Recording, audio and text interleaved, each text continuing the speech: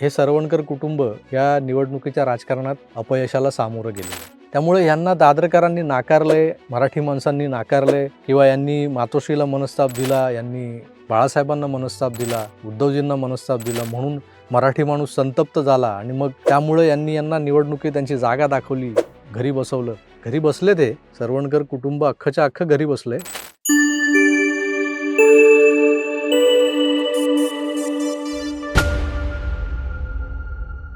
मित्रांनो नमस्कार. महानगरपालिकांचे निकाल लागले.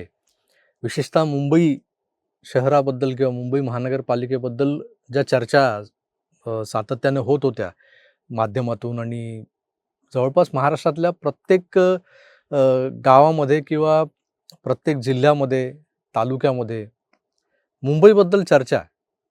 तर ती का? कारण मुंबई हे शहर असं आहे की या प्रत्येक गावातला, जिल्ह्यातला, तालुक्यातला एक कुटुंबातला कोणीतरी सदस्य हा मुंबईत नोकरीनिमित्त आलेला आहे किंवा स्थायिक झालेला आहे. त्यामुळे या अख्ख्या महाराष्ट्राचं जे काही आहे ना, ते एक वेगळं कनेक्शन या मुंबई शहराशी आहे. त्यामुळे मुंबईत काय घडतं यावर सगळ्यांनाच औत्सुक्य असतं. प्रत्येकाला काळजी वाटत असते. प्रत्येकाला त्याबद्दल मुंबईत जे काही घडतं, मुंबईत काय घडलं, तर त्याचे पडसाद असे महाराष्ट्रभर उमटतात. ते याचमुळे की मुंबईशी या सगळ्या महाराष्ट्रातल्या छोट्या-छोट्या गावांची जी काही नाळ जोडली गेली आहे, ती अशा पद्धतीनं. त्यामुळे मुंबईची चर्चा होत असते. आणि मुंबईची चर्चा होत असताना मुंबईत एका राजकीय नेत्याच्या कुटुंबाबद्दल एक वादग्रस्त विधान मी ऐकलं काल परवा. ते विधान असं होतं, त्याच्या आधी तुम्हाला सांगतो की कुणाबद्दल विधान होतं. सदा सरवणकर हे नाव तुम्ही ऐकलेलं असेलच. शिवसेनेचे माजी आमदार. दादर, प्रभादेवी, माहीम या भागातल्या लोकांना परिचित असलेले, त्याचप्रमाणे मुंबईतल्या सामान्य मुंबईकरांनाही सदा सरवणकर हे नाव चांगलं सुपरिचित आहे. आता ते सध्या सिद्धिविनायक मंदिर न्यास जो आहे त्याचे ते अध्यक्ष आहेत. तर सदा सरवणकरांचा जो पराभव झाला मागच्या विधानसभेला, तो गाजला किंवा ते ज्या माहीम विधानसभेतून निवडणूक लढवत होते, त्या माहीम विधानसभेची चर्चा झाली ती अमित ठाकरेंमुळे.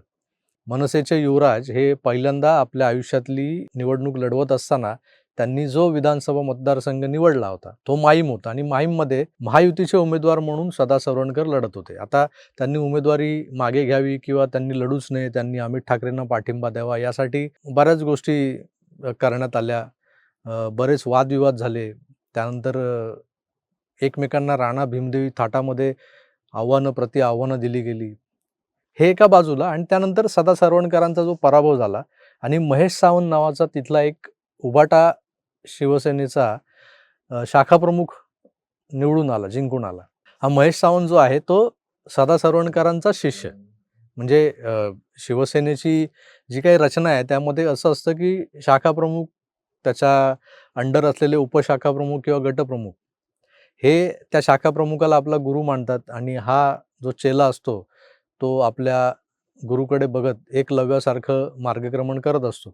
असे अनेक शिवसैनिक पुढे घडत गेले. गटप्रमुखाचे ते नंतर उपशाखाप्रमुख, शाखाप्रमुख, विभाग प्रमुख, नगरसेवक, आमदार, खासदार अशा मोठमोठ्या पदांवर गेलेले आहेत आणि आपण पाहिलेलं आहे. महेश सावंतांचा जो प्रवास आहे तो, आज ते आमदार आहेत माहीमचे, त्यांचा प्रवास जो आहे तो एक सुडाचा प्रवास आहे. सदा सरवणकर आणि महेश सावंत यांच्यामध्ये जे काही वितुष्ट आलं ते शिवसेना सोडताना, म्हणजे शिंदेंनी जे काही बंड केलं आणि 2022 साली शिवसेना फुटली आणि त्या फाटाफुटीनंतर जे आमदार उद्धव ठाकरेंना मातोश्रीला सोडून गेले, त्यात प्रामुख्यानं सदा सरवणकर यांचं नाव घ्यावं लागतं. कारण ते शेवटच्या क्षणापर्यंत, म्हणजे अगदी शिवसेना भवनच्या खाली जमा झालेल्या शिवसैनिकांनी जो शिंदेंच्या विरोधात गद्दार, 50 खोके, सगळंच ओके वगैरे जो काही गजर केला होता, त्यात सदा सरवणकर अग्रभागी होते. आणि पुढच्या काही तासात चित्र बदललं. सदा सरवणकर थेट आपल्याला गुवाहाटीला दिसले. त्यामुळे सदा सरवणकरांवर प्रचंड टीकाही झाली. या सदा सरवणकरांनी मातोश्रीला दिलेला त्रास किंवा या सदा सरवणकरांमुळे मातोश्री आणि बाळासाहेबांना झालेला मनस्ताप, त्यामुळे सरवणकर कुटुंब नामशेष होणार, राजकीय त्यांचं अस्तित्व मिटवलं जाणार, हा जो काही दावा महेश सावंत यांनी केला आहे त्यात कितपत तथ्य आहे? कारण सदा सरवणकर भलेही एकनाथ शिंदेंसोबत निघून गेले असतील सुरतेला आणि मग ते गुवाहाटीला गेले. त्यानंतर त्यांच्यासोबत वावरले आणि त्यांचेच आमदार म्हणून पुढे काही वर्ष, 2.5 वर्ष त्यांनी काम केलं. या निवडणुकीत त्यांचा पराभव झाला. पण तो पराभव असा काही घासून पराभव केलेला नाहीये किंवा दादरकरांच्या मनात असा एक राग आणि सरवणकर कुटुंबियांबद्दल प्रचंड आक्रोश दादरकरांच्या मनात आहे. त्यामुळे ह्यांना तर अगदी दे माय धरणी ठाय असं काही करायचंय. अशा पद्धतीनं प्रचंड मतदान झालंय आणि त्यांना अगदी धुळीस मिळवलंय असं असं त्यावेळेलाही घडलं नाही. विधानसभेलाही घडलं नाही. कारण 33,000 मतं ही अमित ठाकरेंना पडली होती पहिल्यांदा निवडणूक लढवत असताना. मतांचं विभाजन झालं. 50,000च्या आसपास जी मतं आहेत ती महेश सावंतांना पडली. 48,000 जी काही मतं आहेत, 48,000वरची मतं होती, ती सदा सरवणकर यांना पडली. आणि या दोघांमधला जो काही फरक होता, जे मार्जिन होतं, ते 1,316 मतांचं होतं फक्त. 1,316 मतांनी महेश सावंत निवडून आले. आता माहीम मतदारसंघामध्ये काही भाग जो मुस्लिम बहुल आहे, ख्रिश्चन बहुल आहे, या भागातली मतं ही शिवसेनेला याआधी कधी पडत नव्हती. ती मतं यावेळेला उभाटा ज्या पद्धतीनं हिरव्या रंगात न्हाऊन निघाले होते, त्यामुळं उदय साहब ही हमारे मसीहा है असं म्हणणारे जे काही मुस्लिम मतदार होते, ते उभाटाकडे वळले होते आणि हा जो काही मतदानातला जो काही फरक आहे, त्यामुळे महेश सावंतांना बऱ्यापैकी मतदान झालं होतं आणि त्याचाच परिणाम सदा सरवणकर या निवडणुकीत पराभूत झाले. आता 33,000 मतं जी अमित ठाकरेंना पडली होती, त्यात भाजपची काही मतं होती मोठ्या प्रमाणात आणि शिवसेनेचीही मतं होती, जी राज ठाकरेंचा मुलगा उभा आहे निवडणुकीला म्हणून तिकडे वळलेली मतं होती. अर्थात या मतांच्या विभाजनाचा जो काही फायदा झाला, तो महेश सावंतांना झाला. अमित ठाकरेही हरले आणि सदा सरवणकर हरले. पण सदा सरवणकर हरले ते या कारणामुळे, की या सदा सरवणकरांनी मातोश्रीला बाळासाहेबांना प्रचंड मनस्ताप दिला होता. म्हणून दादरकरांनी त्यांना अगदी धुळीस मिळवलं, असं तेव्हाही घडलं नव्हतं. आता या महानगरपालिका निवडणुकीत याच सदा सरवणकरांनी जी काही राजकीय घराणेशाही आपण ज्याला म्हणतो, ती घराणेशाही दाखवत आपल्या माजी नगरसेवक असलेल्या पुत्राला म्हणजे समाधान सरवणकरला तिकीट जे सिटिंग कॉर्पोरेटर असल्यामुळे मिळालंच होतं. सोबत आपल्या मुलीसाठी म्हणजे प्रिया सरवणकरसाठी तिकीट मिळवलं. प्रिया सरवणकर 191 नंबरचा जो वॉर्ड होता, त्या वॉर्डमध्ये प्रिया सरवणकर ही निवडणुकीला उभी होती. तिच्या समोर विशाखा राऊत या शिवसेनेच्या माजी महापौर असलेल्या कद्दावर नेत्या निवडणुकीला उभ्या होत्या. आता शिवसेनेचा एवढा तगडा उमेदवार समोर असताना म्हणजे या माजी महापौरच नाहीत, म्हणजे नगरसेवक तर त्या बऱ्याच टर्म होत्या, त्यानंतर त्या आमदारही होत्या 95ला. असं असताना विशाखा राऊतांना हरवणं कठीण तर होतंच. मग प्रिया सरवणकर सारख्या एखाद्या छोट्या उमेदवाराला विशाखा राऊतांनी अगदी विक्रमी मताधिक्याने हरवायला हवं होतं. आणि त्यात जर या सरवणकर कुटुंबावर मातोश्रीला मनस्ताप दिल्याचा, बाळासाहेबांना मनस्ताप दिल्याचा राग असेल, तर यांना अगदी ढेकणासारखं चिरडून टाकायला हवं होतं. म्हणजे अगदी 20-25 मतंच त्यांना मिळायला हवी होती. तसं झालंय का? तसं झालेलं नाही. विशाखा राऊत या मतदारसंघातून जिंकल्या खऱ्या, पण विशाखा राऊत आणि प्रिया सरवणकर या दोघींच्या मतांमध्ये जो काही फरक आहे तो 197 मताचा आहे. म्हणजे 200 मतांच्या जवळपास हा जो काही विजय साकारता आला आहे विशाखा राऊतांना, तो त्यांच्या लौकिकाला साजेसा नाही आहे.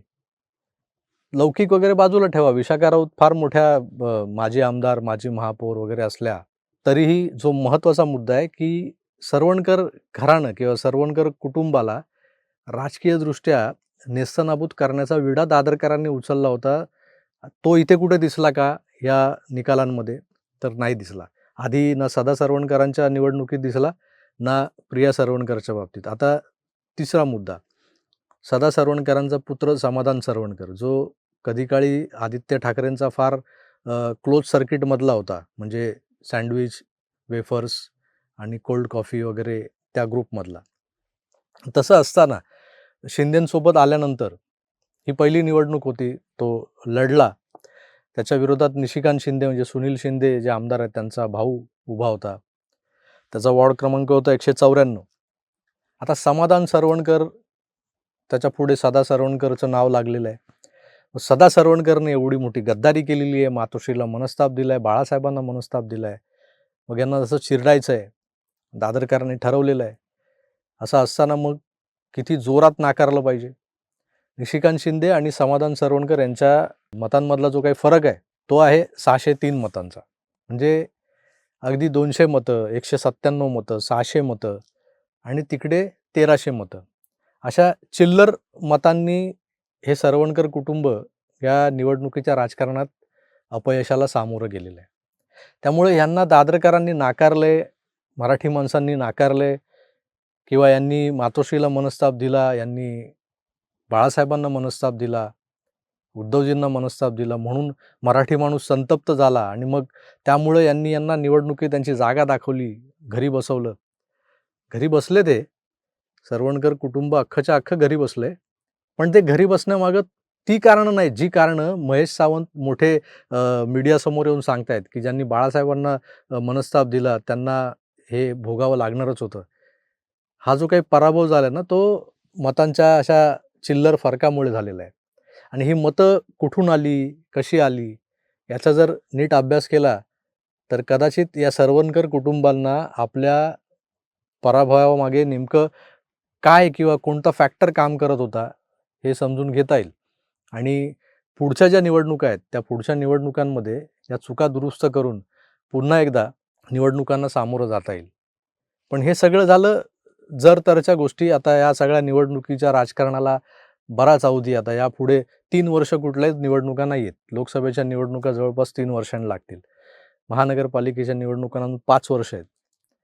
तर हे सगळं पाहता पुढच्या काही काळात निवडणुका जरी नसल्या, तरी अशा पद्धतीची जी काही नरेटिव्हज पसरवली जात आहेत ना, की बाळासाहेबांना मनस्ताप दिला, मातोश्रीला मनस्ताप दिला, म्हणून मराठी माणसानं यांना नेस्तनाबूत केलं, यांचं नामोनिशाण मिटवलं, यांना घरी बसवलं. तर तसं काही झालेलं नाही आहे. जे काही झालं आहे ते निवडणुकीच्या राजकारणात होत असतं. अगदी एका मतानं अटलजींचं सरकार पडलं होतं. तशीच काही चिल्लर-शुल्लक मतं जी आहेत, त्या मतांनी हे सरवणकर कुटुंब या निवडणुकीच्या राजकारणात हरलेलं आहे. पण हे कुटुंब संपलं आहे असं मला वाटत नाही. सदा सरवणकर हे एक कबड्डीपटू होते. गिरणी कामगार असल्यामुळे कबड्डीचा एक संघ ते चालवायचे. त्या संघाचे कर्णधार होते आणि कबड्डी खेळताना हनुमान उडी मारणं हा त्यांचा USP होता. त्यांना कबड्डी खेळताना पाहणारा मी एक आहे. असा हा सदा, म्हणजे बाळासाहेबांच्या भाषेत आमचा सदा ज्यांना म्हणायचे, असा हा सदा सरवणकर जेव्हा कबड्डीच्या मैदानात असतो आणि चढाई करून गेलेला असताना त्याला घेरला जातो. विरोधी संघाची जी साखळी असते ती हातात हात घालून त्या चढाई करणाऱ्याला घेरते, तेव्हा चढाई करणाऱ्याकडे जर हनुमान उडी नावाचा जो काही अमोघ अस्त्र आहे, ते जर त्याला वापरता येत असेल, तर तो समोरच्या एखाद्या खेळाडूच्या खांद्यावर हात टेकत ज्या पद्धतीनं उडी मारून ती साखळी भेदून बाहेर येतो आणि मग ती जी काही बोनस लाईन असते, मिड लाईन असते, ती पार करतो आणि फक्त एका चढाईमध्ये जे काही 4, 5, 6 जे साखळीत असतात ते सगळेच बाद होतात आणि हे सगळे गुण आपल्या संघाला मिळवून देतो. तो खेळाडू, तो कबड्डीपटू सदा सरवणकर आहे. त्यामुळे सदा सरवणकर हरलेत, सदा सरवणकर राजकारणातून बाद झालेत, सरवणकर कुटुंबाला नेस्तनाबूत केलं आहे आणि त्यामागे मराठी माणूस आहे, हा जो काही नरेटिव्ह पसरवला जातोय, त्या नरेटिव्ह मागे नेमकं काय राजकारण आहे, कुठला वाद आहे, कुठले हेवे दावे आहेत, हे महेश सावंत आणि त्यांचे एक बगलबच्चेच तुम्हाला सांगतील आणि ते यापुढेही सांगत राहतील. आपण तर किती मनावर घ्यायचं हे आपल्याला कळलं पाहिजे. सामान्य मराठी माणसांमध्ये, दादरकरांमध्ये सरवणकरांबद्दल राग नाही, त्यांच्या कुटुंबियाबद्दल राग नाही, हे स्पष्ट करायला हवं होतं. म्हणून हा छोटासा मी एक व्हिडिओ तुमच्यासमोर सादर केला आहे. तुम्हाला याबद्दल काय वाटतं कमेंट्स करून जरूर कळवा. असे फेक नरेटिव्हज आता यानंतर पुढचे 15-20 दिवस, महिनाभर पसरवले जातील. त्या फेक नरेटिव्हजनं सामोरं जाताना आपल्याला आपले डोळे, कान सारं काही उघडं ठेवून सभोवतालच्या परिस्थितीचं आकलन करून घेणं गरजेचं आहे. त्यामुळं असे एक्सप्लेनर्स तुमच्यासमोर मी आणत राहीन. तुम्हाला कसे वाटतात ते जरूर कळवा. पुन्हा भेटूच, तोवर आपली काळजी घ्या आणि पाहत राहा आपलं आवडतं YouTube चॅनल आकार DG9. धन्यवाद. नमस्कार.